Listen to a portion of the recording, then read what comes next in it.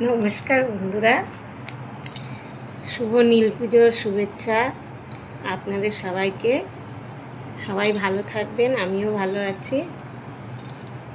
আমি আজকে নীল পুজো করেছি। নীল পুজো করতে গিয়ে আমার একটা ছোটোবেলার কথা মনে পড়ে গেছে, তাই আপনাদের সাথে সেটা শেয়ার করছি। তখন অনেকটাই ছোট, অনেক বছর আগেকারের কথা। মা বাবার সাথে পানিহাটির মেলায় গেছিলাম। তা আমার কাছে 1 টাকা ছিল, মা দিয়েছে না বাবা দিয়েছে অত আমার মনে নেই। আমি সেই 1 টাকা দিয়ে কিছু আর খাবারও কিনিনি বা কিছু সাজার জিনিসও কিনিনি, কিচ্ছু কিনিনি। এই ছোট্ট একটা শিবলিঙ্গ কিনে নিয়ে এসেছি। সেই শিবলিঙ্গ কিনে নিয়ে এসে তো আমি কি করব? আমাদের বাপের বাড়িতে শিবলিঙ্গ ছিল না।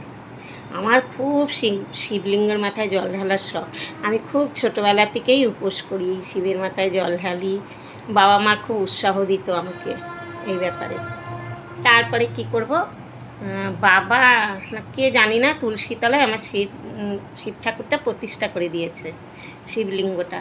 তখন সবাই শিবলিঙ্গের মাথায় জল ঢালতে আসতো, পাড়ার লোকেরা। আমি তো ঢালতাম, পাড়ার মেয়েরা, বউরা, আমার বন্ধুরা সবাই জল ঢালতে আসতো। বাচ্চারা ওই শিব ঠাকুর নিয়ে খেলতো, ছোট ছোট বাচ্চারা। মানে এত জাগ্রত হয়ে গেছে ওই ঠাকুর।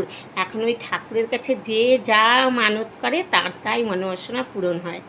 হ্যাঁ, তা আমার তো আর জল ঢালতে যাওয়া হয় না। আমার অনেক দিন হয়ে গেছে, বিয়ে হয়ে গেছে, আমি এখানে চলে এসেছি। এখানেও আমি শিব ঠাকুর এনেছি। এই যে আমার শিবলিঙ্গ, এই যে আমার শিবলিঙ্গ। এই শিবলিঙ্গের মাথায় আমি জল ঢালি। বিয়ের পরে আমি এই শিবলিঙ্গটা এখানে নিয়ে এসেছি, কিনে নিয়ে এসেছি, এনে আমার মতন আমি এখানে জল ঢালি। আর ওই শিবলিঙ্গটা ওদের বাড়িতেই আছে, সবাই জল ঢালে, সবার মনোবাসনা পূরণ করে। আমার কথাটা শুনে আপনাদের কেমন লাগলো বলবেন। নমস্কার।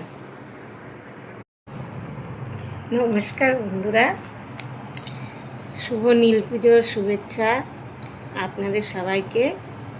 সবাই ভালো থাকবেন, আমিও ভালো আছি। আমি আজকে নীল পুজো করেছি। নীল পুজো করতে গিয়ে আমার একটা ছোটোবেলার কথা মনে পড়ে গেছে, তাই আপনাদের সাথে সেটা শেয়ার করছি। তখন অনেকটাই ছোট, অনেক বছর আগেকারের কথা। মা বাবার সাথে পানিহাটির মেলায় গেছিলাম। তা আমার কাছে 1 টাকা ছিল, মা দিয়েছে না বাবা দিয়েছে অত আমার মনে নেই। আমি সেই 1 টাকা দিয়ে কিছু আর খাবারও কিনিনি বা কিছু সাজার জিনিসও কিনিনি, কিচ্ছু কিনিনি। এই ছোট্ট